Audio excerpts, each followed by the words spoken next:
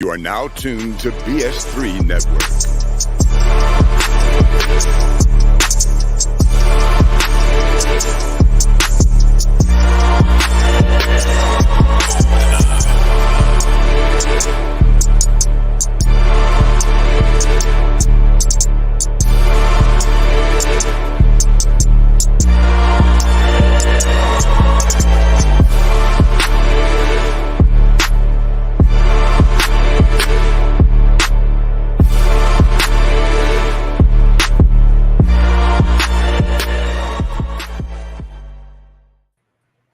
Man, can you believe it? Bring back that beat, DJ. Can you believe all four of us on the screen? Man, Wow. it's been a while, man. Let's correct this situation real quick and put me down in the fucking in the basement, in the hood, in the ghetto. Man. And Wilkes, whenever we were about to go live and you said let's rock it, you know what hit my head immediately? Gotta rock it, don't stop it. Gotta rock it, don't stop. Keep ticking and talking, working all around the clock. Everybody say rock it, don't stop it. Rock it. Yeah. Let's go. All right, man. Welcome to the forecast. And the forecast is back together again, man. It's probably been a month or longer. It's been a minute. Four of us have been on. Yeah. So, man, great to be on tonight. Welcome to the forecast. We review movies, Contract films. negotiations were ugly this time. Serious business out here, man. Got personal. Yeah. Films, documentaries, a completely different way, four different perspectives. And we pretty much have gone full circle. We've already done season 1 of High on the Hog.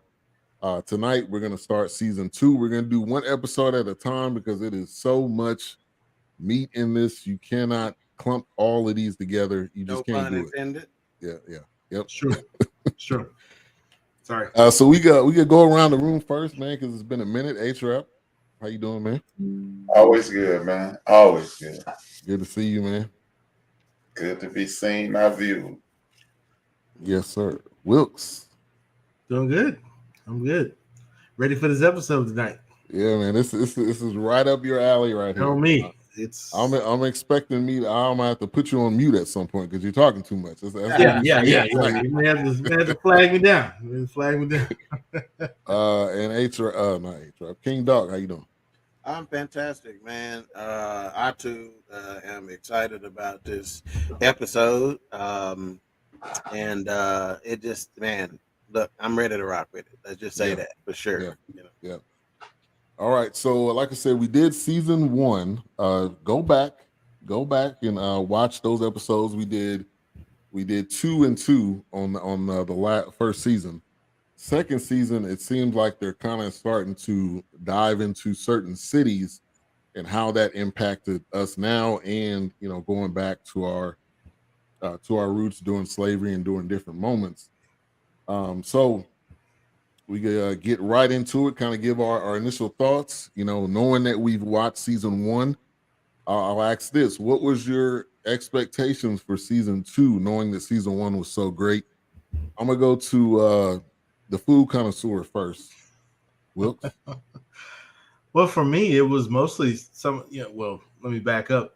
I wasn't expecting most of the chefs that I see on here because I follow most of these chefs, and I remember these chefs just through the years and growing up with most of them. But I love that they are continuing to connect cultivation of the earth. I love that they're continuing to put a spotlight on those foods that got us over, that got us by, foods that sustained us, which I love that they mentioned this, foods that were there during those late nights of civil rights movement. Just those foods that and ingredients that were brought over, and then the lands that were here, which of course was probably second nature to our ancestors. But I enjoyed it. I mean, I really like that they're starting to incorporate more of the history and why these foods are made, and and why they're prepared, how they're prepared, and what they signify. So I'm really excited to see more and how it's going. I cheated a little bit. I peeked And there was No, see, that's a mistake. Don't do that. Because you know we have tried when we've tried to watch series like this and watch multiple episodes at a time. Oh no, I'm getting confused about what's in one and what's. Well, in I only watched the one, but I when they had them lined up there, I'm interested to also get to the Black Panthers portion of it. So, but that was all. I didn't watch it. I just saw like in the thumbnail. So. Yeah, hey, it was hard. It was hard not to go to that. Yeah, I was gonna watch the episode, second one. I was like, nah. It was hard. I agree with you there. Go ahead, Doc. Yeah. Well, first of all, I've been told I get texts throughout the course of the shows, and sometimes they don't want to make these comments on there for whatever reason, but send them to me, so I go ahead and say, just do one more favor, Ben, and ask me. So how you doing, King Doc? How you doing, King Doc? Oh, I'm feeling scrumptious, Ben. That's Scrumptious. I ain't gonna call the grown man delicious. Said I'm scrumptious. So yeah, man. First of all, I'm gonna go ahead and do what I typically do, right? And kind of read before the show. Ben and I were kind of discussing a little bit how Google, if you just type in "High on the Hog," what comes up immediately, right? And basically, they have a very simple descriptor, which basically says food writer Stephen Satterfield traces the origins of African American cuisine, tracing through lines from Africa to Texas. And considering that this episode had so much Chicago in it, I was just surprised at how they mentioned Texas in that, and I couldn't remember until Ben basically told me about the Juneteenth episodes from season 1 if they'd even mentioned Texas yet, but they had. So this may be that descriptor that is just basically all encompassing for not only season 1 but all seasons to follow. They won't give a new descriptor though. They'll keep it the same. And then on my initial thoughts, the first note I wrote was, and this was probably 2 minutes in, I said immediately receive those good feelings again that were derived from season 1. And that, I mean, man, I can't tell you, something happened in me that I didn't expect. As soon as the episode started, I'm like, God, dog, this feel good again. Like I was getting. That's why in our messenger chat, I put on there, I'm excited about this show because it got some juices flowing that a lot of movies and stuff don't do. And I think that says a lot. I don't think we would have known that only doing the season 1, but because we moved into a season 2. Now it's like, okay, we're going back over something again. It's like if there was a exterminate the brute second thing, right? It's probably going to bring up some stuff for us. Absolutely. And then in Wilkes, when he talked about his initial thoughts, and he talked about he was glad that they connected some lines or whatever.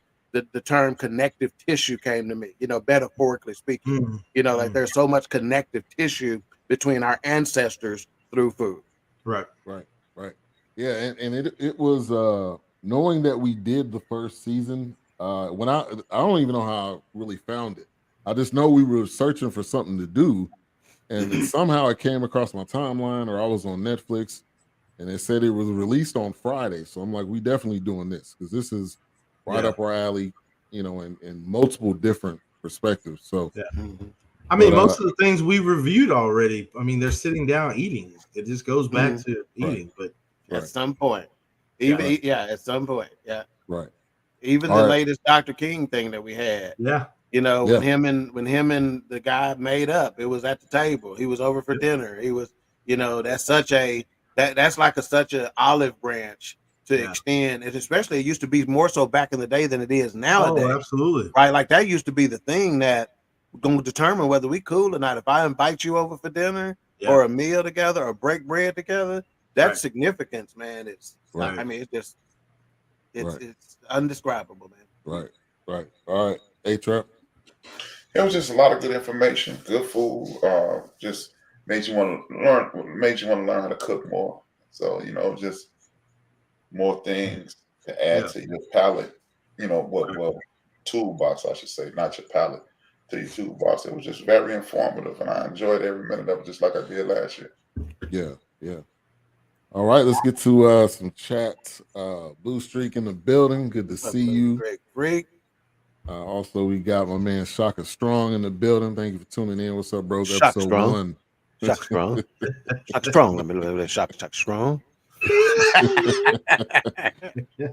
Yeah, man. Episode 1 was great. I mean, I really had to just turn off the TV because I watch most of the time. I watch everything with my wife, and she's like, "Yeah, we can watch episode 2." I'm like, "Nah, we turning it off right now." Yeah, I can't. I can't do it. Like, But it's hard though because it's 5 seconds. Then it's gonna go right into the next episode. So right.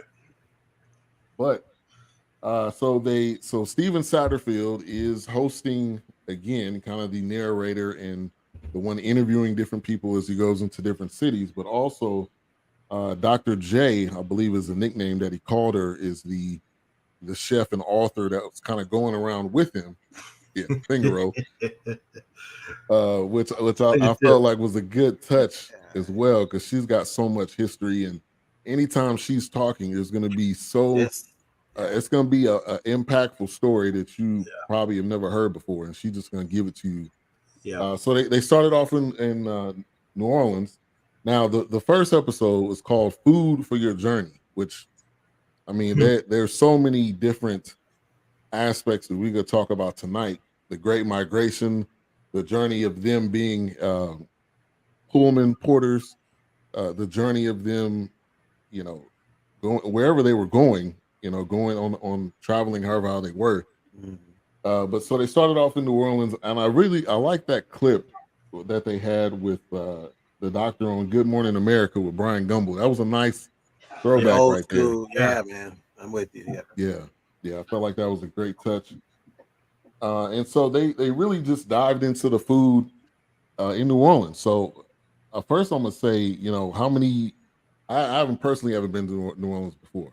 I know. I think, Doc, you have. I don't know if anybody else has. Dude, I used to go to New Orleans once a year, and it was mostly about the food, man. Right. Seriously, the very first time I went, I was fortunate enough to go with this guy who was very familiar with Louisiana in general and all the hot spots in New Orleans to get like tourists ain't gonna go to. Like we going up off Bourbon Street, going up some stairs on the side of this building that if you blinked, you missed it. Yeah. And you get up there and there's this restaurant that is home cooking that is the best, seafood. Like it was the first time I tried shrimp Florentine in my entire life. I mean, it was, the crawfish etouffee, first time I tried that, and hey man, had some of the best catfish I'd ever had in my entire. That's how I know what catfish is supposed to taste like. Right. And why. I mean, think about this, Wilkes. You can speak to this. My mama and aunties now be asking me to make the catfish. Yeah. They like, and I mean, come on, think about that, man. Yeah, that's big. These is folks from East Texas, man. They know how to. How they throw that. They be asking me, now we want you to fry the catfish. Right. No, I understand. So yeah, New Orleans, man, is a special place, man. When it comes to cuisine, because there's so many cultures that's running together, and how they broke down the word Creole, H-Rap. Yeah. Have you ever heard it broke down like that before? And the word Creole, and they tied in the word creator into it and stuff like that, man. That gave me chills hearing that, man. Yeah. I'd never heard it broken down like that. Yeah, me either. Yeah, and it reminds me of this before we go to H-Rap. The first time you try food, let this be our first nugget of the day for the viewers. The first time you try food, try to let them serve it the way it was intended to be. Instead of saying, add this, take this off, hold this, I don't like this. Just give it a try first, to how it's intended to be. And I know Wilkes appreciate that, being a chef, right? Being a cook. He's like, man, just try it the way I made it.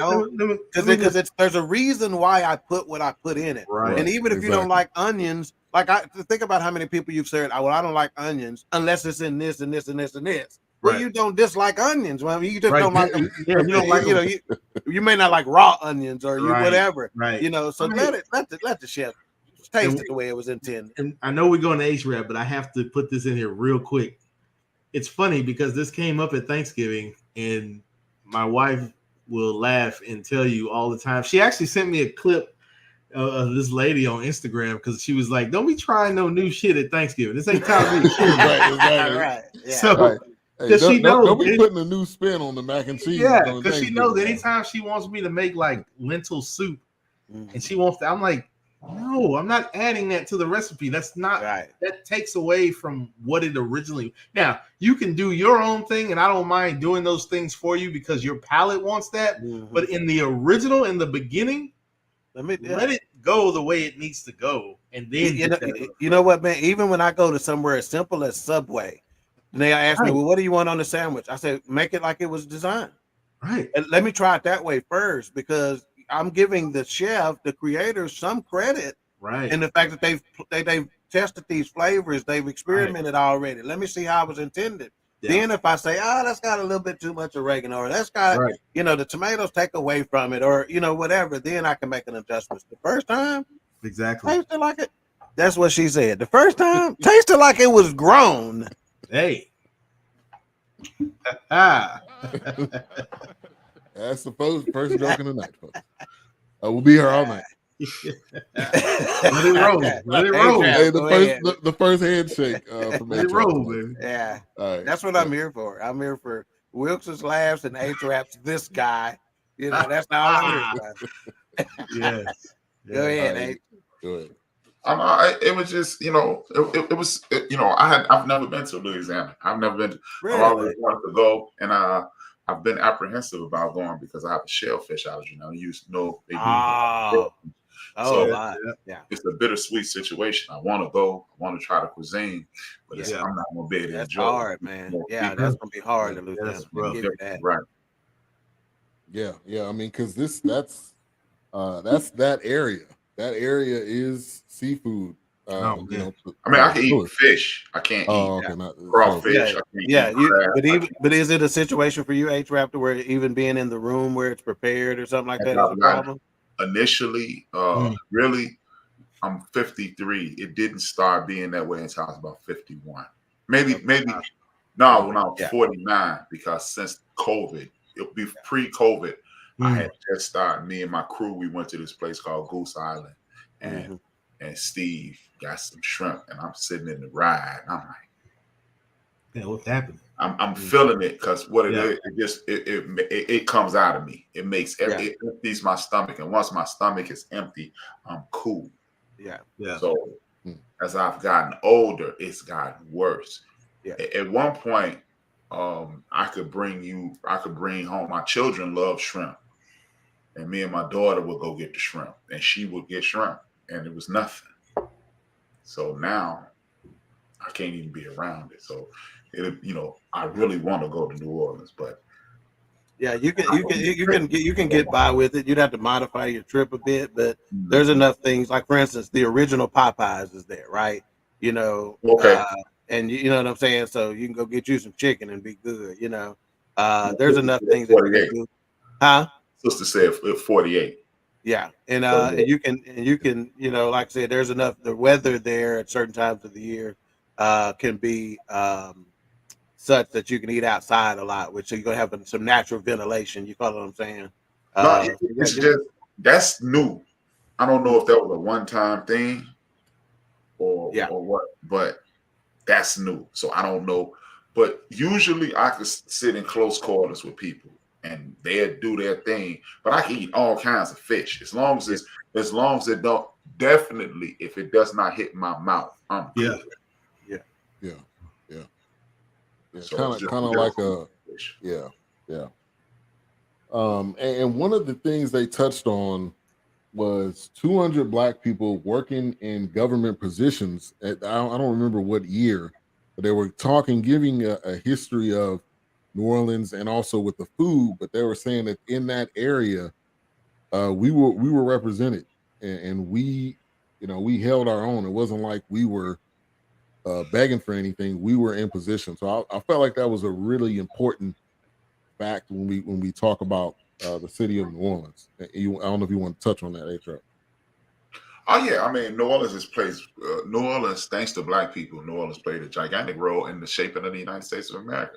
A lot of Haitian Americans were there. A lot of people who were migrating to Haiti was there. Haiti beat the hell out of Napoleon, and when they beat the hell out of Napoleon and the French armies, they had to regroup, and that made Napoleon sell Louisiana and the western portion of the country, the Louisiana Purchase, which makes 50 states, and here we have it, the United States of America. So and then you had a lot of people in political positions, as they mentioned. It was just a wonderful situation down there in Louisiana.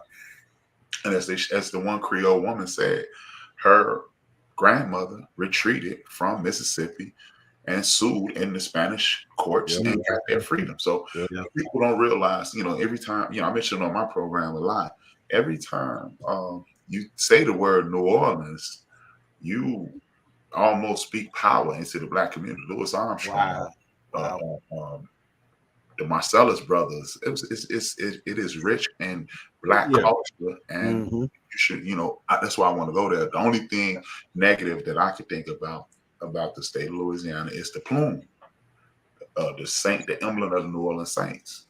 They used to brand brothers and sisters when they ran away with that thing. So when you watch that.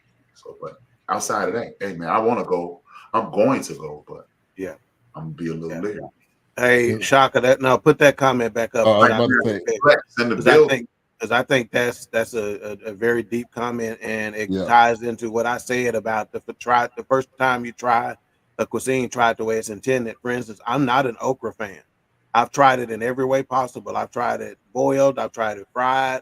The only way I eat okra is in gumbo, and that's because I tried it the way it was intended. If I'd have been in a situation where I heard it had okra in it, I'm like, no, take the okra out. Who knows what that takes away from, So very good point, man. Yeah. Which is a double entendre because okra means gumbo, which is within itself. Wow. It exists. Wow. Love it. Yeah. It's crazy. You stay healthy, you stay super healthy eating okra as well. Is a double entendre kind of like a menage a trois? They different. I can't, They're kind of the same. I mean, because it sounds nasty. Double entendre, like that's some freaky shit, man. I don't know what that. They both mind blowing. So yeah.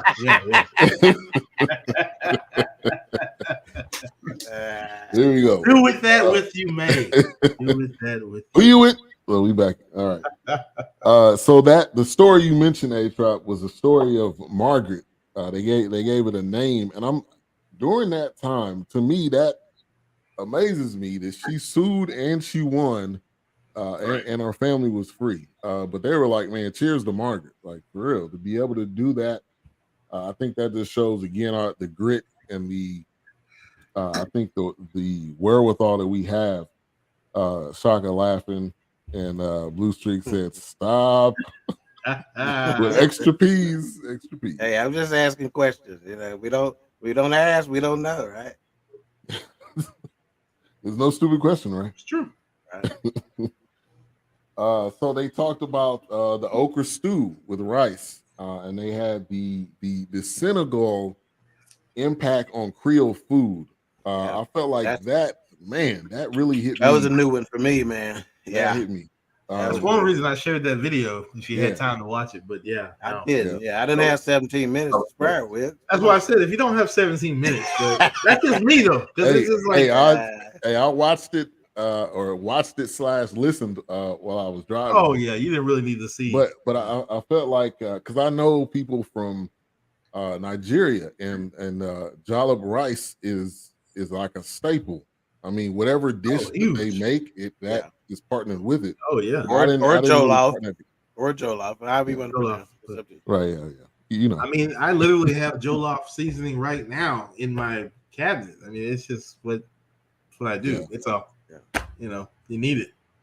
Yeah, great. But that caught me off guard, but it makes sense though, because our ancestors and where we come from is ingrained in all foods. I make it a point to go to a Caribbean African / store when I find one, because the ingredients and spices in there, it's like mind blowing. I'm like, salted fish? Y'all selling dried salted fish? Good night, Mike. Good night, Mike. I mean, it's just like one of those things where it's just like, wow, I could stay in here all day, but I gotta go. But yeah. But that video, Wilkes, you want to touch on that video and kind of how that kind of talked a little bit more about this? Yeah, it's a webisode or a web series. Bon Appetit is actually a magazine also, but I follow them on Instagram, or not Instagram, sorry, YouTube, And I just found it odd that like weeks before we even talked about High on the Hog, and I didn't even know a second one was on the way. I knew they was coming, but I didn't know when it was gonna, show up on Netflix. But and watching his sous chef pretty much kind of man the helm and prepare the broth, which they didn't talk about in this episode, but how everything in there, the broth is the basis of every meal that they make, and most of it is a fish broth. So I mean, they have like red snapper that they've roasted, and she'll take that red snapper and she'll break it down and just let it simmer for hours, and that broth becomes the driving force, in the beans or in that so many dishes on that menu. Yeah. It's I believe the word is pescatarian, if I said that right. Or pescatarian. Yeah, so it's that's the Pescatarian is, if you take it, that's the religion of, they take Episcopalian and put pescatarian together, and they come up with what you said. Right. Pescatarian, they got the fish god, They got the fish god together. That became the source of every meal. But hey, you hit on something very key there, man. That was one of my notes, and that is how long we cook food. Some dishes I got to have 8 hours on. Got to break it down. I don't care whether you. Hey, when I make beans, man, my beans I can get beans done in 45 minutes if I wanted to. I got this pressure cooker that is mean as your mother-in-law. Right. Okay, but if I want them to have the flavors that I need them to have, and for that ham hock to get in the way it need to get in, and them onions to break down the way I need them to break down, and all that stuff, let me get it in that crock pot for 8 hours. Right. And watch what damage I do. Know. Yeah. But too often nowadays we're worried about meals, and you can cook in 20 minutes. Right. And that's all. Some of it.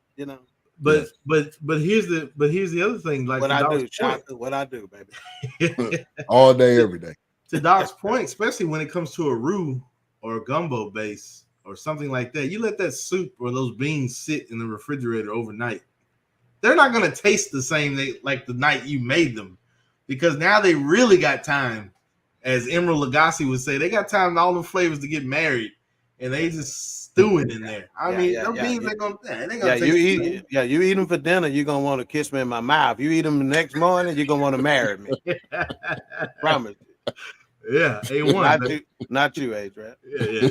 I'm talking about the women's the women's folks. The women's folks. Yeah. Nah, man. Yeah, so I really love that series. I love seeing that.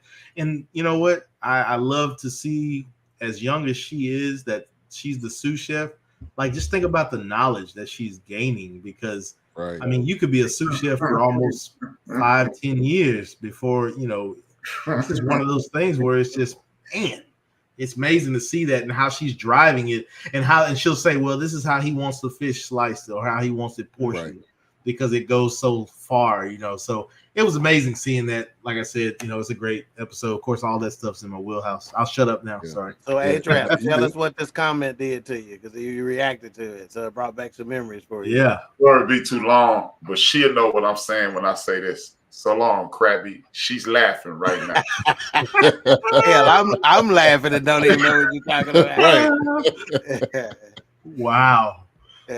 Long story, but it ends with so long, Krabby. Man, those crock pot meals, I still remember my mom making.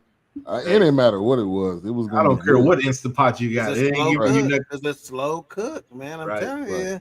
Yeah, you take your time with stuff. See, it's like this. You hear chefs and cooks and all that all over the world talk about love in your food. Right? Yeah. Like you can have 3 different people cook the exact same meal with the exact same ingredients, the exact same recipe, and you can get 3 different flavors because of the intent with which they cook and how they cook, see, Wilkes is one of those kind of people. When Wilkes is cooking, he's thinking about the end user when he's cooks, right? Yeah. If you don't think for 1 minute that I didn't cross his mind at some point in that chocolate cake. I promise you it did. I did. I promise you. And we had talked about this. He's not lying. He's not lying, because even when the funny thing was that I even when Thanksgiving was coming, I was like, I need to make another chocolate cake. I made it 3 times. It took me the 3rd time to actually taste it. So I've never tasted it until this 3rd time.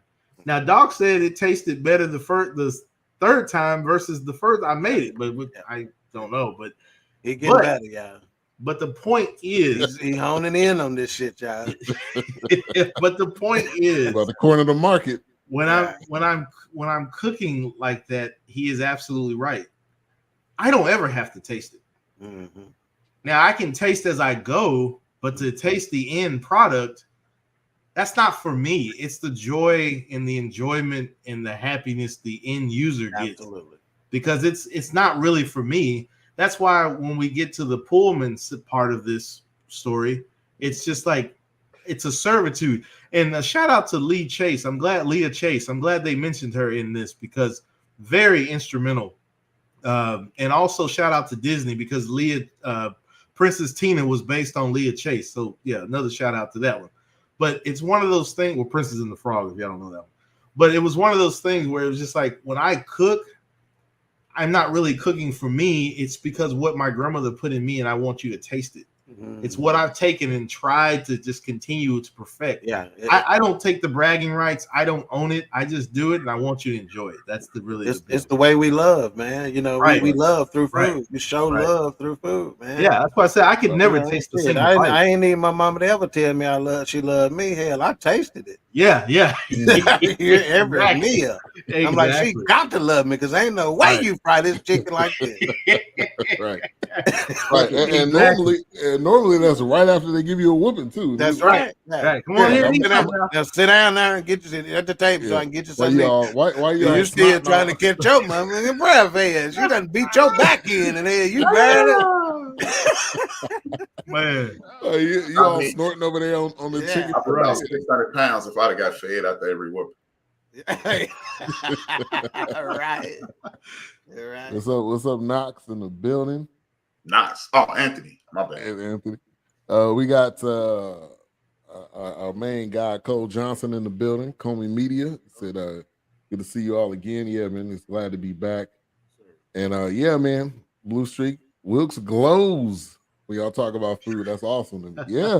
I'm telling you. This is the only thing you can say is not trash. Man, no, I can't. I can't say it's not trash. No, man. Oh man, I cannot. Even when I see chefs that I have forgotten about as a kid, because you didn't record those things. But oh man, what is? Oh my gosh, here we go. Man, I'm telling you, I love food. I can spend hours in a market, a farmer's market, a grocery. I mean, it's just. It's really the end game. I mean, my coworker probably thinks I'm crazy because Nicole, she sits next to me on the other side of the cubicle. Yeah. I'm literally thinking about ceviche oils that I could make and blend together with certain halibuts and fishes. Like I'm staring into the middle of nowhere thinking about dishes. So that's just how I am. So you're basically just thinking about food for the halibut. Or halibut. I do love some halibut though. So check this out. For the halibut. Yeah. For the halibut. Hey, to the crowd. To the crowd. Yeah, I love it. Oh, hey, Wilkes, but your chocolate cake is such, man, that I'm seriously, one of the best in the DFW is at Bob's Steak and Chop House. If you've never had it, man, they got a chocolate cake that is with the magical carrot. Look here, that chocolate cake, man, is just. But I'm telling you right now, Wilkes chocolate cake is so good. I almost want to take it to the chefs and say you got to try this. Seriously, that's how good it is. And get their thoughts on it, like their genuine thoughts. Yeah. That's how good it is. Thank you, Theodora. Hey, see, Theodora, sometimes my jokes are like up here, right, and everybody else riding at this level. So I appreciate you for getting there. We call those big brain jokes. Yeah. I'm curious about this, Wilkes. Do you consider preparing food to be artistic in a way? Ben, you don't know that about this cat? Oh, I know. Are you kidding? I know that. You were reading the. Okay, guys. I mean, absolutely. I mean, a plate. I mean, I'm looking at what foods go with certain colors on a plate, the contrast. Whether it's a black plate, whether it's a carbonite plate, a white plate, if it's if it's ceramic, if it's yeah, clay fired. Let me tell a little story real quick. So we go to this restaurant for a company dinner, and they bring this plate over, and it had like skulls. It's sugar around skulls. it. Yeah. Mexican Sugar is the name of the restaurant. You should try it out. It's in Urban. But anyway, he's like, I want to buy that, and we all laughing, and he was dead serious. He bought the plate from the restaurant. So when we talk about plating, it's not a game. We're not playing it. And the plate is on my Facebook. I've played it a number of times. But yeah. Oh my gosh, it is a drawing, because in painting, those are other things I've got from my mom and my dad, and sketching. But that's another form of a canvas, digital art on the iPad. But that plate, when I'm in that kitchen. And I told Doc, I was like, I have to add that young lady to my kitchen playlist, because when I'm in that kitchen, I'm pulling from that. Even though I hear the music, and sometimes I don't hear the music, like H-Rap. Right. It's one of those things. It's one of those things where I have zoned out into plating and position, how clean the plate is. I don't want it sloppy. I'm not going to post a picture and you got shit splashed everywhere. We still talking about cooking? Because hey, this shit is like, you just described some shit. I'll be thinking at another location, man. Oh my gosh. Yeah, man. It be splashing everywhere. I'll be positioning me. I'll be thinking about that. Hold it over here and push it back that way. And can she hear the ocean in her kneecaps? So, yeah. What? Oh, there we go. There we go. Hey, we in full force, man. I'm gonna get Wilkes a shirt that says, "What did I say?" Yeah. Like this. But yeah, I love it, man. I love it. I know we got to move on, but man, cooking is, oh my gosh. When he said, oh wow. Oh yeah. They two in the same. Man. Yeah, this is my thing. Well, put Shaka comment on there. Because it never was. I tell people all the time, this ain't your mom and dad's system either. I promise. Yeah, it's off the rails quick. Oh yeah. It didn't take long. Yeah. Y'all bring back some good memories. Yeah, man. And food, that's what food does. Absolutely. Yes. That's what food does. Yes. You remember when you were eating this with your family, or when you were telling stories, every film we watch, they're eating at some point. If it's a meeting or if they, just sitting down and talking. So, so they went to Edgard, Louisiana, and they were on a boat. And this boat, I didn't hear how long it's been in the family, but the fisherman was saying he was fishing in that water for 30 years. Well, he said they owned that canal since like 18 something. So, I mean, it was 1835 or something like that. It was a long time, but to hear that. And there's that stigma sometimes that we don't like water, or we don't deal with water, which is false. It's not 100% true. Right. Now, we're not gonna be in there jumping in, maybe, but we know how to fish and we know how to, and that's pretty much what they displayed in this. Anybody want to jump in with some thoughts? No, A-Trap, come on, baby. I know you. That's trash. Trash. When people say that we're not good in water, that's just a trope. Yeah, right. The term Moor means to guide throughout the water, and they used to call Africans Moors. Mm-hmm. You talk about the first person on the Maria Anna and the Anna Maria de Santa, whatever, the damn pilgrim boats. The navigator was an African. Right. You had people over here 400 years before Columbus was born. So when you hear people say that we don't deal with water, that's just another way to just pigeonhole you and make you not look further than you need to look. Most of the pirates in the Caribbean were Africans. Blackbeard is a black man. Yeah. So when you hear about these things, most of the pirate ships were Africans that just said, enough. We've taken over. And then they started robbing the ships of people. So, it's kind of... And that's kind of in that comment that A-Trap just made, and I know we're moving forward, but even we'll kind of go into it, but even the gentleman that spoke about the plantations. Yes. It was like we want to disconnect from it, but do we disconnect from it because it's reminded us of, oh, I don't want to associate? That was deep what he said about that. Man. Oh my gosh, Super deep. So Made me today- change the way I looked at it, man. Yeah. Oh, absolutely. I mean, 'Cause when you hear- I never viewed it like that. Right. When you hear plantation, you immediately go to our ancestors being whipped and forced to do something they didn't want to do. Absolutely. Let me shout out his name, Elvin Shields. He was a former sharecropper, and basically he said, "We made it and we own it." So Electrical you engineer. Huh? Electrical engineer. Oh, okay, yeah. But you know, the way that he spoke about it really made me change, and I think a lot of us changed our perspective. Is that we built it; it was ours. No, our name wasn't on it, but Right. if we wasn't there, it would have failed. Right. You know, so it was a lot of nuggets out of what he was talking. I mean, about. how many times have we, disassociated ourselves with things that was just like, oh, that was just, I didn't like the way that project turned out, so I don't want to have to try to redo that project or reapproach that project. Yeah. It's like, well, my family members didn't really understand where I was coming from with that, so I'll just go a different route. It's like you just start disassociating from those things that were painful or they fell through and you didn't want to see them through or see it through to the end. But it's one of those things where it's like you should go back. Maybe you have to tweak some things and then see it to the end. And sometimes it's not for us to see it to the end. Sometimes it's put in place for somebody else to see it to the end because you started that thing. Yeah. So it's really important. Those things are very key. Yeah. And A-Trop, I'm gonna come to you, but I wanted to say real quick. I think sometimes words are presented or we hear it a certain way, so it diminishes the power that we have as a people. And I think that was one of those words. Yeah. I mean, even like tomorrow, I will have a clip about watermelon and how it became a trope, a negative. It was attached to a negative connotation. It was really a good thing. So I'm gonna do that tomorrow. Yeah, and we talked about that today with the the box meals.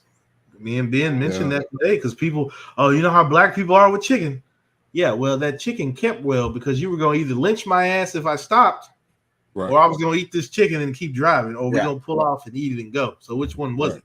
Right. So, I'm glad you mentioned that because I wanted to bring this. From time to time on this show, we talk from an entrepreneurial standpoint as well. Okay, and I'm gonna put this disclaimer out there right now. In terms of intellectual property, okay, belonging to Ivan Dawkins, King Dawk, the Forecast, and its staff and crew and etc. BS3 Network.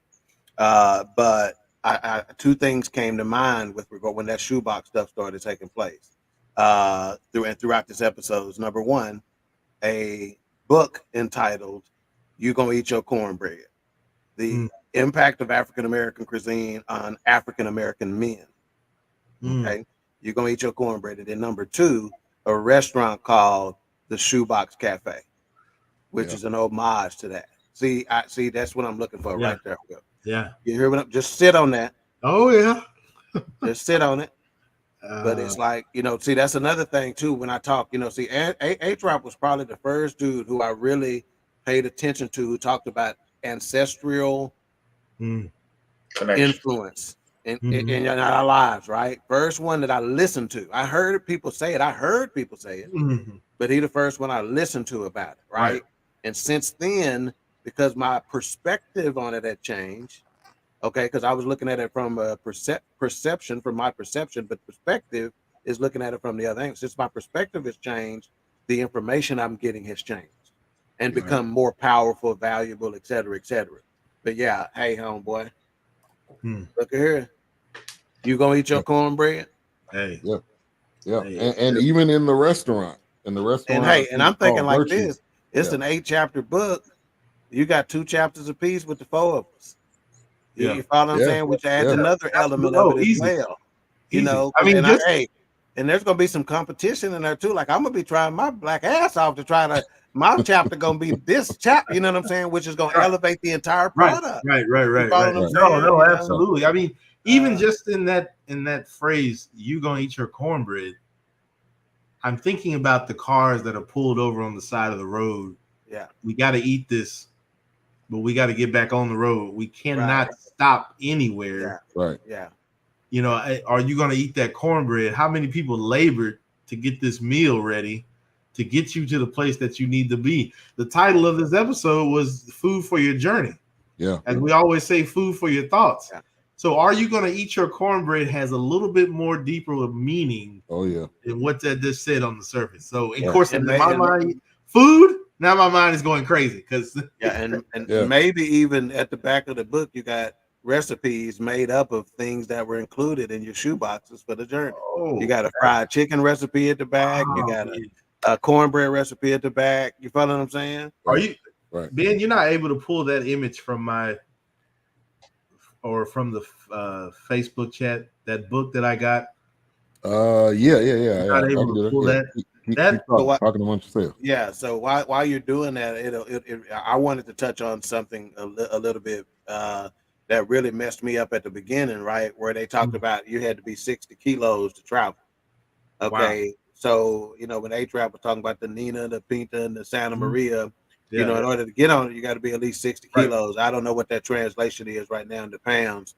But in order to make that happen, to fatten them up, so to speak, they fed them black-eyed peas and palm oil, right.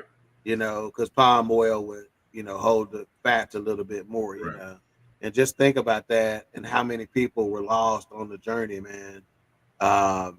Which is why that word journey, you know, it's look here, man. Yeah. It's a big deal. It goes Yeah. it's deep. There's layers to it. Yeah. All right, I'm uploading that photo right now. You gonna eat your cornbread? Now the part that we've discussed numerous times, and this is really in A-Trap's backyard, nearly 6 million. I didn't know the number, Right. but nearly 6 million headed to Chicago during the Great Migration, which we've seen in so many films. Wow. Again, it goes back to the point of food for your journey. That's a long drive. Right. And me and Wilkes was talking about this. You know, the light inside your car. For the longest time, I thought that was illegal to have the light on, but it's not illegal. It can be distracting. But I thought about a cultural thing. That's what I heard from my parents. My parents probably heard it from theirs, because if you had that light on during that time, Right. you traveling and they see you, it's over for you. Right. And I think that's where that terminology. absolutely. That's why my mama slapped the shit out of me when I had that light on. Okay, What kind of light on? cut that light off. As she's coming across your face. Right, exactly. Flat first, explanation later. Yeah. But No and explanation. 60 kilos. There you go, A-Trap. There you go, A-Trap. No explanation. Yeah. 60 kilos is around 132 Man, pounds. think about how light that is. 138 to be man. exact. For a dude, man. Right. Think of how light that is. No, what they say, at least. That's the light. Yeah, I know it. I know it. But Yeah, think and about how that's they a would. woman. That's a Huh? woman. That's probably a woman. Yeah, but I'm saying in order to make the journey, they had to be at least that. So I'm sure there's some folks that was having to fatten up of both Right. genders, you know. Absolutely. But A-Trap, you know, you want to touch on that Great that migration. Great Migration. The Great Migration. Think about this. Think about the very first. I will take you back to the very first episode of this our union, right? Even before we even called it the forecast. One of the first things Doc cracked on me about. Right. You don't know about this food, and the first thing I said was, "Nah, dog. Chicago is Arkansas, Alabama, and Mississippi," and that's exactly what they said in this program. That's exactly what they named those three places. And it's a situation to whereas we, you know, this and here, watch this, just to tie me into just my own personal experience. My great grandmother, Esther Cotton, born Esther Cotton from Mississippi. My great grandfather, her husband, Theodore Whitmore from Arkansas. My grandfather, Richard Pollard from Arkansas. My grandmother, the daughter of Theodore and Esther Dolores, my mother's senior, from Arkansas. My grandfather migrated from Rosewood to Tuskegee, Alabama, where he met my grandmother, Maddie Mae Williams Liggins, and they all moved to Chicago. Man, it's like a safe haven or something, right? Well, you know, it was the lie told. You know, it's the same propagandized lie that when I was down there hanging with Doc, right? I was amazed how much integration it was, right? Oh, absolutely. And Doc, I ain't in town 20 minutes. Doc then told a man in front of a white man who was a police officer, I should have bought my gun in here. Yeah. In Chicago, they'd call the damn SWAT team. You know what I'm saying? So I'm like, wow. And this is a black establishment, and it's multicultural in there. Now, when you leave the state of Texas, Texas is the most racist place in the world, according to the propagandized news. Absolutely. Now, let's go back as Bike Master Flex Shaka Strong, he can attest to.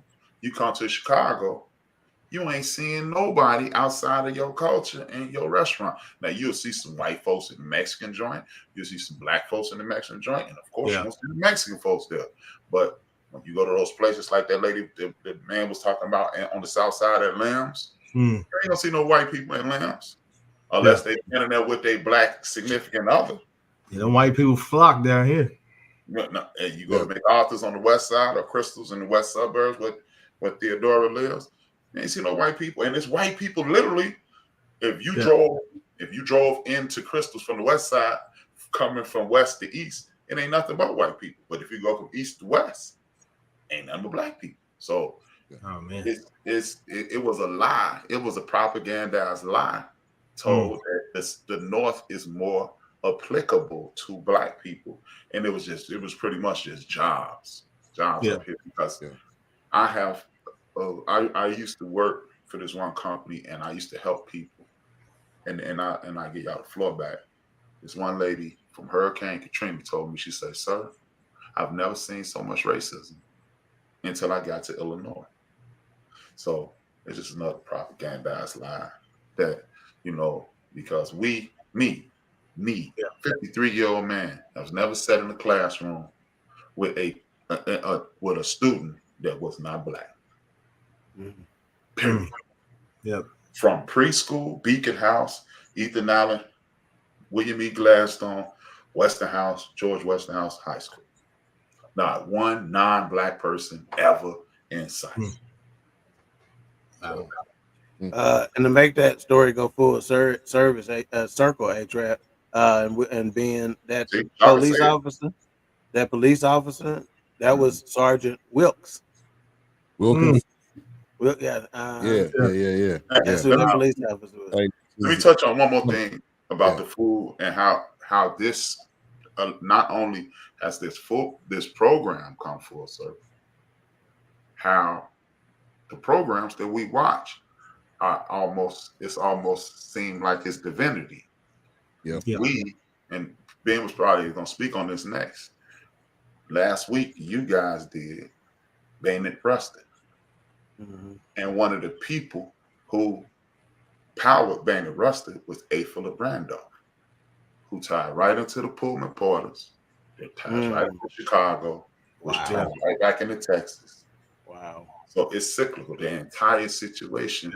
And Doc just spoke on the ancestral weaving of the situation. Connective tissue. So I said it's levels. Indeed. Let me get to a couple comments here. This is by Cole. It says, I always had a negative connotation assigned to plantation until I attended my nephew's graduation ceremony in one that is currently owned by a black couple. Yes, definitely agree there. Shaka, speak on it, King.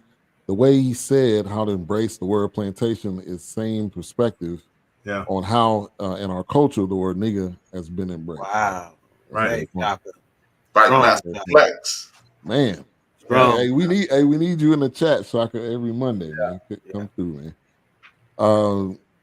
Cole says there's beauty in moving society forward with ties to our ancestors. That's a great point. Sankofa. Yeah. Yeah. I have learned that so many people from Arkansas, Mississippi, Alabama migrated to Chicago. People say the same thing about Detroit. Detroit, Milwaukee, Cleveland, St. Louis. It's the whole same thing. So a little bit of a sneak peek. Next episode, they're going into Harlem, which I'm assuming that had to been one of those cities too, because that's more South Carolina, Georgia. Okay. More them. But that was a migration city basically from the South. Because I mean, the deep But South. think about the significance of South Carolina and this whole cuisine and the African diet, all that stuff, right? The greatest percentage of Black people in the United States of America at one point were in the state of South Carolina. That's what, like, when most of the people that I know in the Carolinas do DNA tests, they test for the greatest percentage of direct African heritage. The Gullah Geechees and those people, they're still there. Yep. Cole said, my father has said to me, I've been in the South, and Boston is by far the most racist city I've ever been in. A lot of athletes will say the same thing. Mm-hmm. That's why it's hard for us to recruit people. Oh, I can see that. And you always hear they try to shake it, but you hear it all the time. Yeah. They went to a restaurant called the Dookie Chase restaurant. You can't tell that name. You can't tell a fat kid like me that and expect me to behave. But one of the quotes of the owner, she was saying what her mom told her was she used to always say, "Come back to the table." Yeah, man. Yeah, how many times have we ever did that or heard that? When you have a conversation, come back to the table. Let's sit down, let's eat, let's have a conversation. There's literally a gospel song that says "At the Table." That song, pretty much, I mean, as they go into their ad libs at the end of that song, there's healing at the table. Right. There's hope at the table. Right. There's love at the table. You know, at the table. I mean, how many times have I told you guys and Ben at work, there's a show on Netflix right now that I am so in love with called The Chef's Table. It literally has the word table in it. You got to come back and sit down at the table. And how many times have I, at so many different points in that show, I don't care if it's episode 1 of season 2, episode 3 of season 5, each chef in that episode or series has said, I hit a wall. I hit a snag. I had to go back home. Mm-hmm. I had to go back to my grandmother's kitchen. Right. I had to go back to my mom's kitchen. Right. I had to go back to my father's pantry. It was one of those things where they had to reinvent themselves.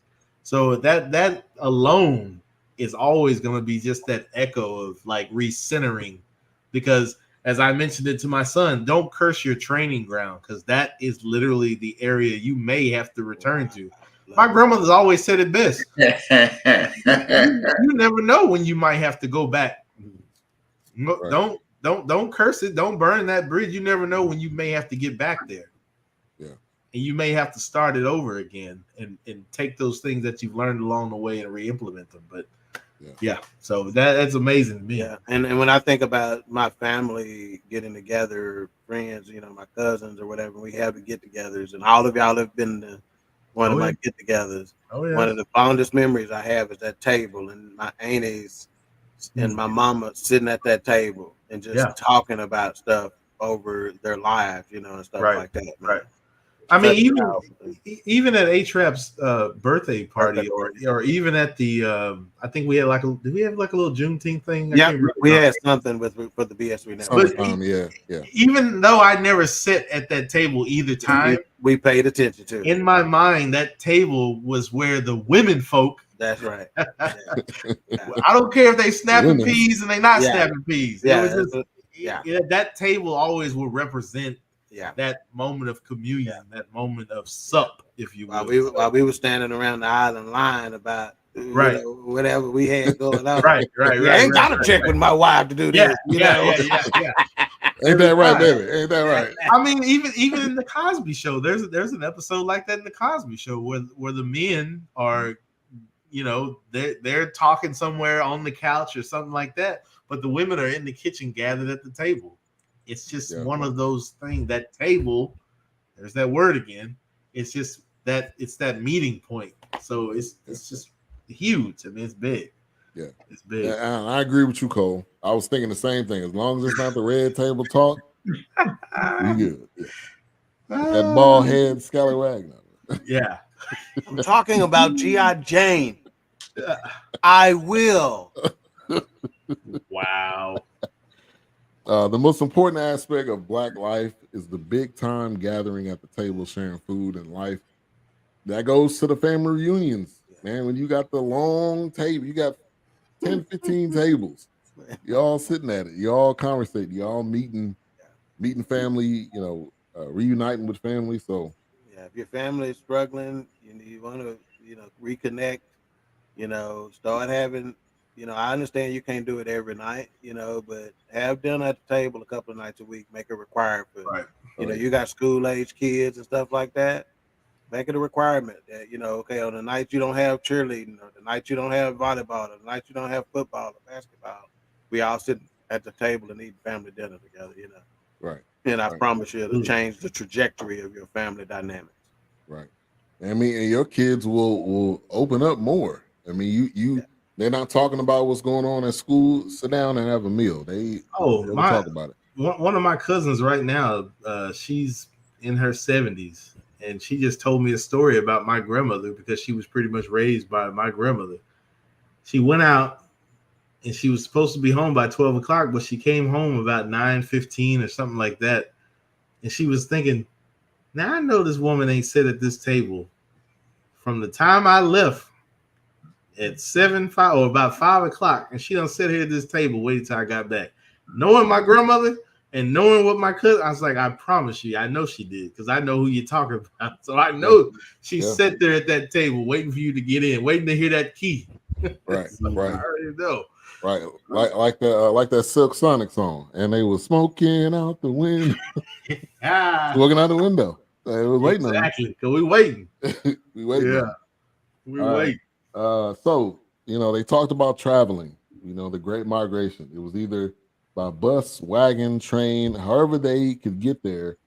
And that goes in line to what A-Trop mentioned, and we've all kind of already said it, but the Pullman porters on the trains in the 1940s. So this was an opportunity for jobs. They were exposed to different levels of fashion, cuisine, and they were the chefs. They were the cooks. They were the butlers. They were all of it. And this was the guy that made it was George. I think it was George Pullman. Was the inventor of this. But they sat down and they interviewed two gentlemen. One of them, Benjamin Gaines Sr., which he passed away in April, and there was another gentleman, I don't remember his name, but I felt like that was powerful conversations that I don't think I had a full understanding of. That was a career, and that was an opportunity for them to get away from where they were. So Doc, I want to go to you first. Yeah, I thought it was fantastic. And one of the things that stood out to me, again, because this is High on the Hog, we're talking about food, and they talked about that was the people would get on the train to eat good food. It wasn't because they were trying to go nowhere. They knew that's where the best food was. That's where the best food was. And we was the cooks. And they talked about the difference between the food that they prepared for the patrons of the train versus the food they prepared for the staff. And they we ate good too, but they started talking about the season and stuff theirs had on it. So, they may have been taking the leftover, but they was grubbing too, Right. So I just thought that was super cool, man, and the opportunities that it presented. And what I wrote down about that was the exposure, man. And he goes, access leads to exposure, which leads to a broader vision. When you're exposed to something, that's why I talk about travel. We're talking about this journey and stuff. And when I'm giving couples advice or people advice, I talk about getting your kids out and traveling, even you traveling, because it exposes you to something that will broaden your horizons mentally, spiritually, emotionally, that'll carry you so far in life. Think about all the successful people we do shows about, and they talk about how my life changed when I traveled over to Mecca, or my life changed when I traveled to New York and I saw this or I saw that, you know. So so I think that's huge, and it happened to be surrounded by train travel. Yeah. A-Trap. Well, it was very interesting, and I was slightly disappointed. And it was because the Pullman Porters are big here in Chicago. That was a field trip for us. 115th and Doty Road here in Chicago, on the far south side of Chicago, they have a entire community where the Pullman Porters have houses built, and that's where you live when you were a Pullman Porter. I was hoping that they would, even though that didn't have anything to do with the food, but that you brought up the Pullman Porters. So I was kind of hoping that, so I was slightly disappointed. But other than that, it took me back to reading the book about Malcolm X, because he was a Pullman Porter. And if you watch the movie, when he slapped the dude in the face with sandwich, he said he used to pretend, because when the dude said dude kicked him in his butt, he was ready to bust him in his head. He got to the book Malcolm X, and Malcolm X used to pretend to slap the people with the sandwiches because they were that rude and disgusting to them. So it was dope. I think the Pullman Porters deserves an entire documentary on it. Really? You know, I think it is one out there. Oh, there is. We got to do that. I mean, because they had Benjamin Gaines, who was a Pullman Porter. So there are people that are still alive that's either done it or their kids. The other gentleman, his dad was a Pullman Porter, and he talked about how when he came home and how he exposed them to different things. So I felt like that was a well-needed piece. And so for those that are thinking, okay, this High on the Hog is just about food, food is really like the smallest aspect of this. This it's about our history, which is included in food, but it talks about so many different things. So if you have not watched this, go ahead and watch season 1 and then catch up on season 2. One more thing, that insult George, I was familiar with that. That was new to me, man. That was another one. That was another one. Me and this dude named Daniel Parker, both our grandfathers were friends, and we used to be like, if we was about to check somebody, we'd be like, "Okay, George," and none of the kids knew what we was talking about, but me and DP knew. So when he said it, I was like, and immediately it went to head. Okay, George, because okay, George, and they thought, well, you calling me George, and we was like, it's kind of never mind. Yeah, so inside joke. You don't get it. Big brain joke. Right. Yeah. All right, Wilkes, you want to touch on any of that? Yeah, I thought it was amazing. I've heard this not term. I don't want to say term, but I've heard this before. This setting and I can't really remember where. I feel like Eyes on the Prize may have mentioned it at one point, but I mean, to get to that point of if I'm going to do this, I'm going to do it the best way I can, because this is my livelihood, and I'm going to make this thing my own. This is another form of the plantation. I'm going to grow this thing. I'm going to nurture this thing. So, yeah, that Pullman segment was kind of refreshing to me, because, like I said, I've heard it before, but I didn't really know of it. And of course, the host, his dad being a Pullman Porter, so definitely huge. Now, I have to say, the gentleman that was, I believe he was already 96 or 98, he was almost 100. That slow walk down the cabin of that train, man, wasn't that powerful? Let me tell you something. It was like him walking into the arms of the ancestors, or patting him on the back. It was like, you've done what you needed to do. Yeah. That it's like you lived this long to tell that story repeatedly, but in this moment at the table, once again, you're sharing these things, and he possibly, which I don't know how soon he had passed because he had a meal at the table, but just that walk down that cabin of the train was just, oh man, that was perfect cinematography, right? Yeah, there. It was big. It was big. I mean, you had to do that. It was a book. even with the lamb chops in that when they were sitting down, Yeah. man. Yeah. Think about the big gap that there was in African American culture and what we had on our table. Like we never had no doggone lamb chops as no Right. kid, but apparently back then they ate it more frequently, Yeah. Yeah. as if it was ours first. You follow Right. me? And Right. then now all of a sudden, our community, our culture is all over. You can't scroll through Black Twitter or Facebook or whatever and not see somebody Instagram, yeah. figuring out Yeah, some kind of way to because cook lamb chops. yeah, or a because black the big restaurant nowadays. yeah, because the biggest thing was like, oh, what that tastes like, or oh, it's kind of gamey, it's kind of musty flavor. I don't like. Yeah, you can manipulate it. Trust me, anything can be manipulated when you Yeah. hit that skillet. So That's- it's one of that's those good. things where, yeah, lamb Are we chops. talking about food or are we talking about something else? Because you say anything can be manipulated depending on how you hit that skillet, baby. Hey, you can take it any way you want. That one. Come off the top rope. Look at it. Yeah, come on, baby. The figure four. Oh, hold on. But yeah, man. I mean, but I love to see it. I as for me, because and I don't know how you gentlemen view it, but just as a kid growing up, like we always say, the kids are listening. When you hear black people, oh, you eating that white food, or you eating, you going to them white restaurants, and they don't even know half the time. Right. Man, Don't what do you have mean no white clue. restaurants? White- What do you mean? Don't Because have half no this clue. shit we brought over here, obviously.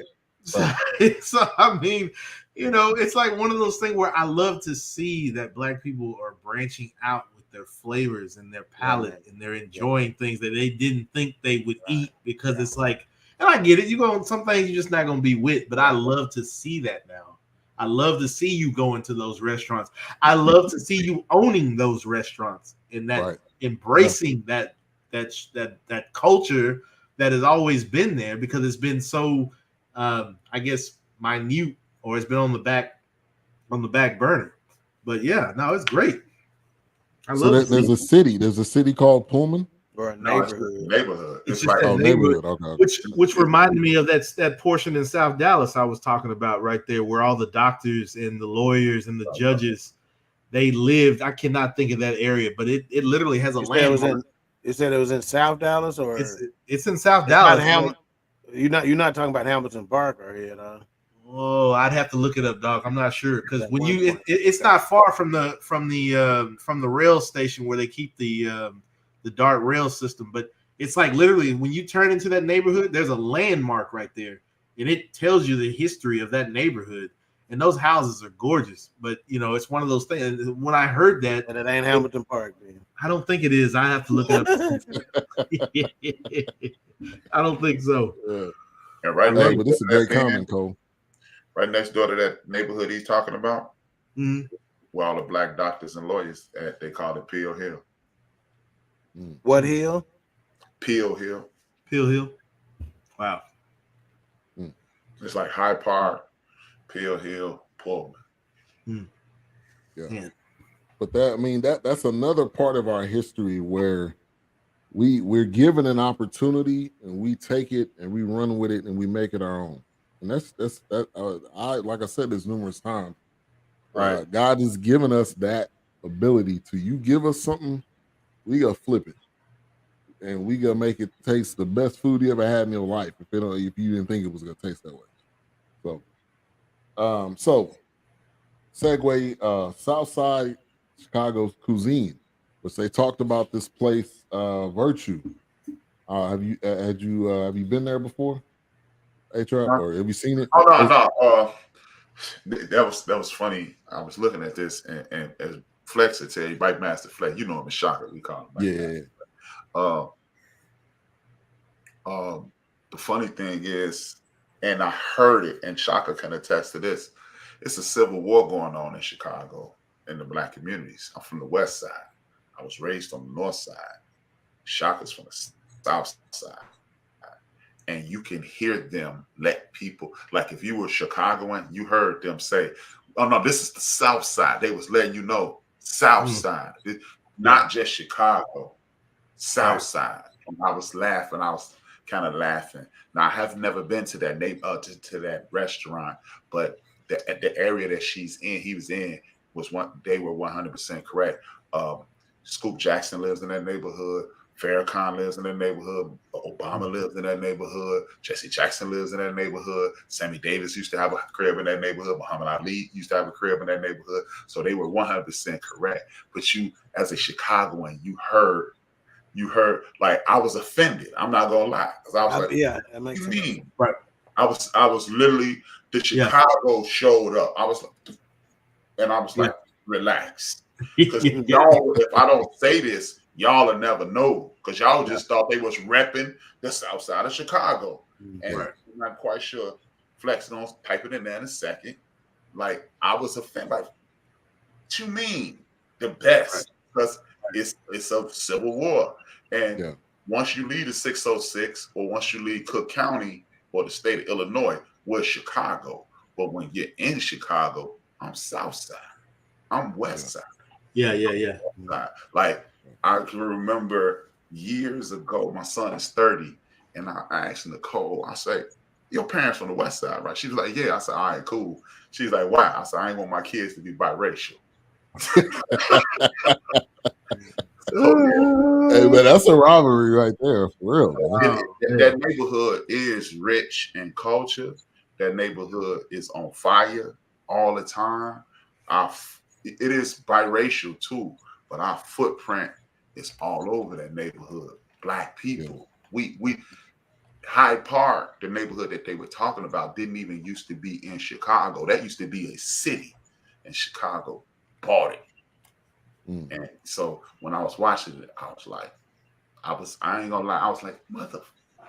I was like, punk ass Southside people. And I was like, okay, cool, relax. No one knows. And I literally fought all day. I was like, I'm not gonna bring that up. But hey, man, you got to though.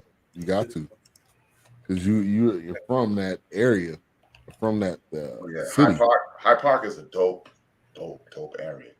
Yeah. And then, like my sisters, they're Harpers. And I remember my mom used to take us to the theater on Harper's Court.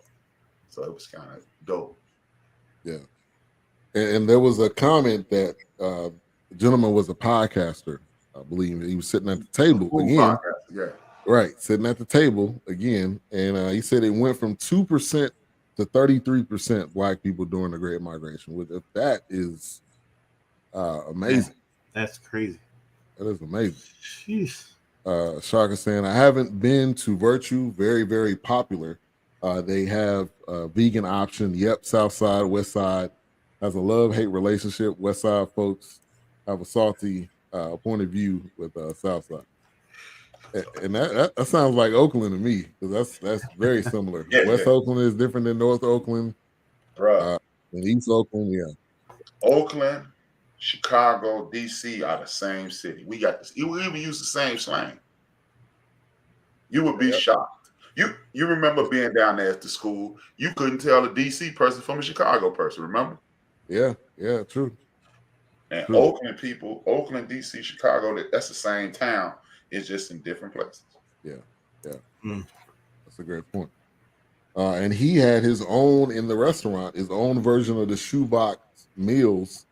Which he had I think it was some type of dessert. Was it a cake or a pie? Pound cake. Yeah, pound cake. Which I felt like that's one of the recipes. That's one of the recipes right there. We'll instead of need to put the back of the book. Yeah, because it's definitely, once again, it's a meal that holds up. It travels well. Yep, travels well. Exactly. And I felt like his touch, and Wilkes, that you mentioned that touch on this.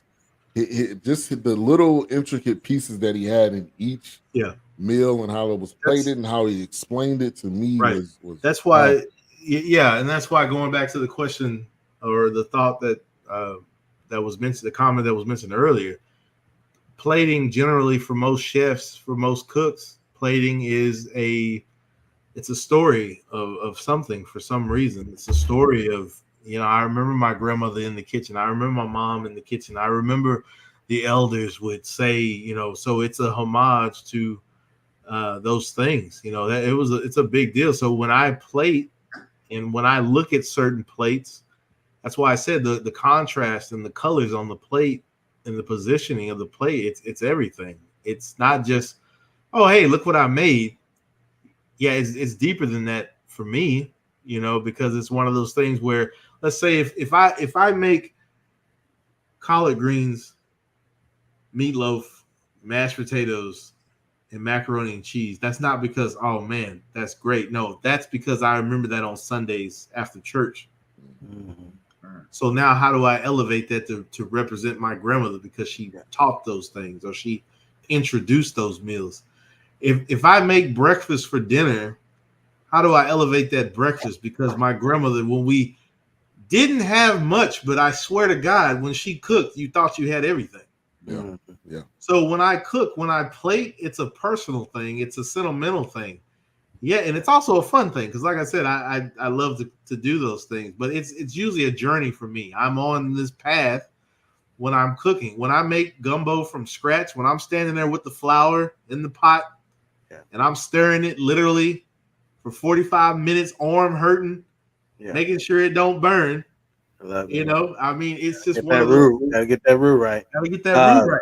Yeah, and you got, when it comes to positioning, you can't have your greens next to your mashed potatoes and get green juice out of your mashed potatoes. You got to have a divider called cornbread. Shit. Yeah, because you don't have enough white people swimming in your juice, and you can't have the white people. Okay, let's get the final thoughts, man.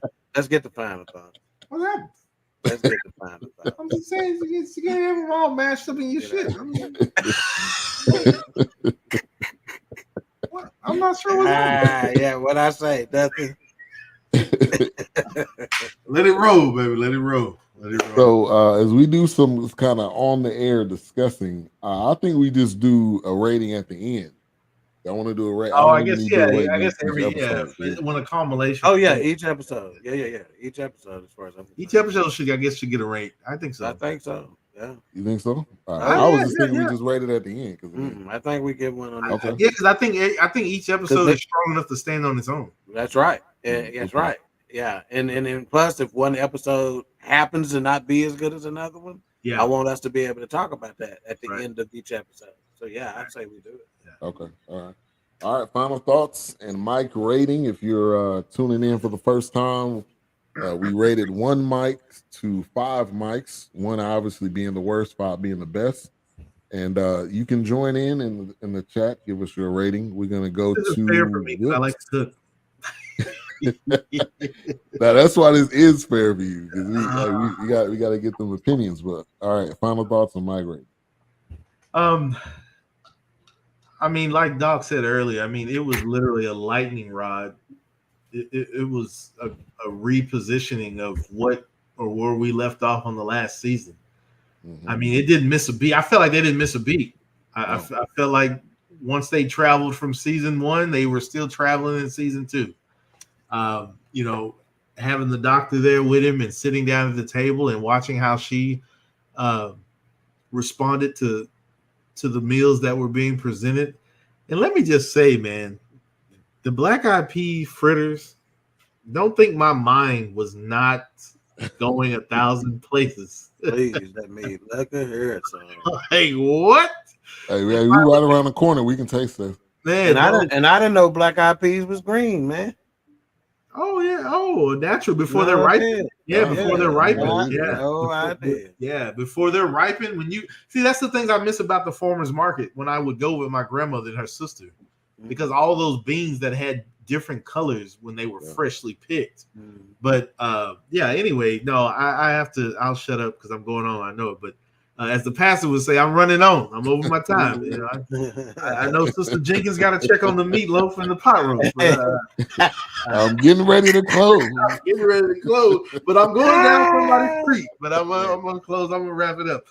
But I have to put this. I want to say a 5 so bad, but that's just because I love. It's a 5. It's a 5, man. I'm gonna have to give it a 5 because I mean, if I could literally, which I probably could, if I could put on a plate what these episodes do for me and the chef's table and High on the Hog and the connections, it's just everything. I mean, just watching my grandfather lean in the kitchen and shuck those peanuts because he's about to roast them to make a praline with those, it's just, oh my God. Oh man. Oh gosh, man. It's big. So I have to give it a 5, man. I love ingredients. I love cooking. It's just one of those things, man. Yeah, hey, I have to give it a 5. no question. All right, Doc. Let me just say first, I'm gonna give the Rotten Tomatoes and IMDb. IMDb says 7.7 out of 10 overall, and Rotten Tomatoes says 100%, which you don't get on Rotten It Tomatoes. better be. 100%. What I'll say is we talked a lot about the ancestral practices and ancestral ties and inspiration and connective tissue. Right. And Wilkes, I was thinking about what we did this past week in exchanging dessert. Friday night, Wilkes like, hey, I got this chocolate cake I'm gonna bring. I wasn't at home. I'm like, okay, well, I'll unlock the door, just go and disarm the alarm, just go and set it on the counter. Yeah. Oh, while you're in there, gone. There's a whole sweet potato pie in there. Grab that. Oh, okay, I got you. Oh, and then in that other plate, you see that other plate next to it? There's some pineapple cake in there. Get you half that plate, and take that with you too. Yeah. So even what we do, right, is some of those traditions that are bygone. Yes. Where you're sharing food like that, and you're connecting through food like that. So to our viewing audience, whether you're watching this tonight, whether you end up watching this later, I would say incorporate some food traditions into your family, whether it be, like I said earlier, and sitting down and having dinner at the table a couple of nights a week, or being more intentional about having dinner parties, right. Inviting, Cole made a comment earlier about being with 3 other couples having dinner, and how powerful that was and how potent and beautiful it was. So, incorporate those kinds of things, because food ain't just it's something to it. Okay. Yeah. There's a connection. I mean, and if you really, really, really, really get deep, sometimes you may be in a situation where that chicken got some that's got some connections to your great. Right. They might have the same DNA. That Angus Brangus. You feel me? So and when you taste it, you may be like, man, this tastes like my grandma. It's something. It'll take you. I done heard some people say. I think it may have been even Steve Harvey that said he took a bite of something one time, and it reminded him of his grandma. He said, man, he was just sitting there crying like a baby at the table. Yeah. And folks just, they don't get it, man. It's funny, real quick, to Doc's point. I mean, even when they were sitting down at Dakar, that restaurant, and there was a comment made. How many times have you cooked something and it triggers? It hits a nerve, and it's like the way that salt or the way that pepper or that aroma or that it's like, man, I remember my grandmother or my grandfather, my mom would, or how that bread would taste. And it's like, man, wait a minute. I mean, I've seen things where people were in their 70s and they're crying because, man, that tastes like my mom's, So for me, it's one of those things like, you better damn well know I'm trying to strike a nerve when I make this. Matter of fact, we might have saw something like that on season 1 of one of those episodes. I think where this dude started crying or something. Yeah, Satterfield, he was crying about when he tasted it or smelled it. Yeah. And also another thing, to Doc's point, how many times have I heard my grandmother go next door and ask Miss Birdie, can I get 3 eggs? Yeah. Or I don't have enough salt to finish this, or this sugar or something. Man, oh my gosh, those things were just, man. Miss Birdie. That was her name, Miss Birdie. And I forgot to give my mic. Mine is a 5 as well. It was not even close. It was the easiest 5 I've given out from this. Oh yeah. All right, A-Trap. Great stories, great history, great location, great cuisine, great people. Yeah. It was, hey man, it's a 5 across the board. And to Doc, you said this earlier.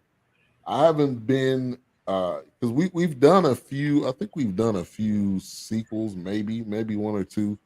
But this one I was probably most excited about, because it was so much in that first season. I knew this next season they were going to take it to a whole another level, and they were going to dive into a lot of different pieces of it. So it's an easy 5, and I can't wait till next week, man. I can't tell you. I mean, I know A-Trap's going to give his thing and close us out, but I cannot tell you. Even just like sitting here talking about this. And like I said, when I'm at work daydreaming, I'm literally just like, my brain is, what am I going to grab from the store? What is my wife going to ask me? What do I need from the store? Yeah. Oh, trust me. The weekends, is when I'm on demon time on the weekends. But I'm and trust me, and Doc is absolutely right. When I put that flour and that egg and that Dutch cocoa, which was the imported Dutch cocoa, when I put them ingredients in that bowl, I could not stop thinking about H-Rap's birthday party. The moment we had the, I think it was a Juneteenth sale or something like that, or no, it was a BS3 celebration or something. Summer party or something. Those things are connected, like he said, connective tissue. Those things are connected to me. The energy, the music. When I'm making homemade raviolis, whether they're deep fried with just mozzarella or they're just fresh mozzarella, or crab stuffed raviolis. When the moon it dry like a beef pizza pie in the morning. Man, you better He know. was waiting, man. He was waiting on that. He was waiting on that. Man, you better know. Google play my shit because I'm gonna get in here, man.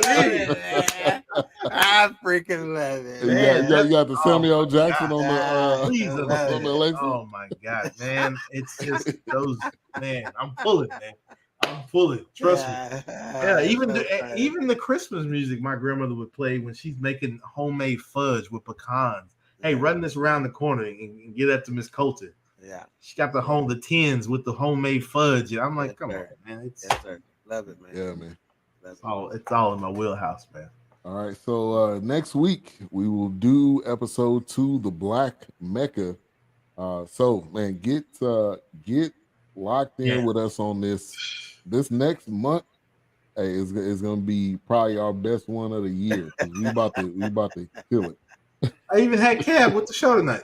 Hey, Cole, you inspired me. I see. Hey, you sung enough on Snowman in the morning with Cole Johnson. Yeah. Appreciate you, Shaka. Yeah, appreciate you. All right. So what's coming up tomorrow on? H-Rap did he give us last? Oh, he gave 5. Yeah. Hey, this was the easiest 5 for the whole crew. Yeah. All right. What's coming up tomorrow on the end of the bench? I don't know yet. Yeah, that's all right. That's okay. Hey, it's gonna be that's the the best best show one. tomorrow. Some of the best shows. I love the one about Who's Armed, and I love that episode. That was a great episode. Who's Armed? That was a few weeks ago. Yeah, 2 weeks ago. Great episode. Well, they're all great. But Well, yeah, you got a title. I think you got a title, right? Because I think it was. Yeah, it's the finish line, but I got like 15 things, and I condensed it down to 4. Yeah. Okay. So I don't know yet. Tune in. What time tomorrow, bro? Tune in. 6 p.m. Central Standard Time. Into the Bench Media. Yeah, I it's a lot going on right now, and I just don't know which form I'm gonna use. I got put like this. If y'all could see it, I'll show you. You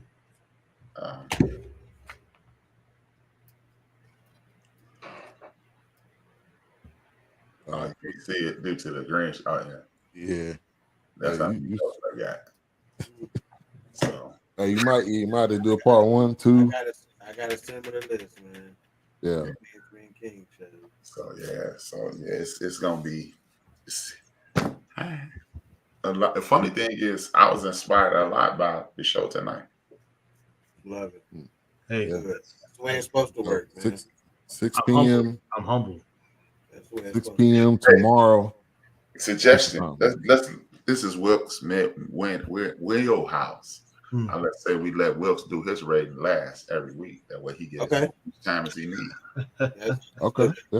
Yeah. No, I can do that, man. I'm telling you. I mean, but y'all see that on my Facebook. Ben probably tells me to shut up in his head at work because I'm constantly. Oh, and the fact that you good, man. I didn't share this and I didn't post any pictures from Thanksgiving, but since I smoked the duck and I smoked the turkey.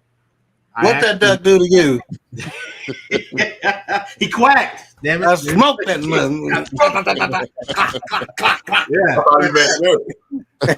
Yeah.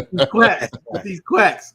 I have to say, my German Shepherd, she is going insane because I took the gizzards I took the liver, Mhm. I took the heart, and I took all those together. I took it from the turkey and the duck, and I made foie gras, and I made her a homemade liver pate. This And one so, I mean, Yeah, it man. was This was motherfucker amazing. right here, man. I was like, I can't throw that away. I gotta make my girl. I gotta make my German Shepherd. Hey, after that show at one night in Miami, I bet you did not think you were going to hear foie gras on the forecast or liver Look. pate, motherfucker. Homemade. I used to buy my pit bull livers. I'm telling you, they love. Oh man! As soon as Love I it. kid you not. As soon Raw. as raw is fine. They love it, and like she was going nuts as soon as I took that out of the package and I set it to the side. But once I said, I was like, you know what? Let me save it. Let me sear it and let me saute it in butter first. And when I sauteed it in the Irish butter, I blended it. And then I put it in this glass and I let it sit for like 6 hours. Oh my God. I put it in her dog food. Yeah, the dog bowl was like under the table. I'm like, what are you doing? Yeah, push it all around. Yeah. Yeah. She was going insane. So yeah, she's probably better than I do. So I gotta make sure she's good. She's something else. Yeah. All right. Queen 3 and King tomorrow.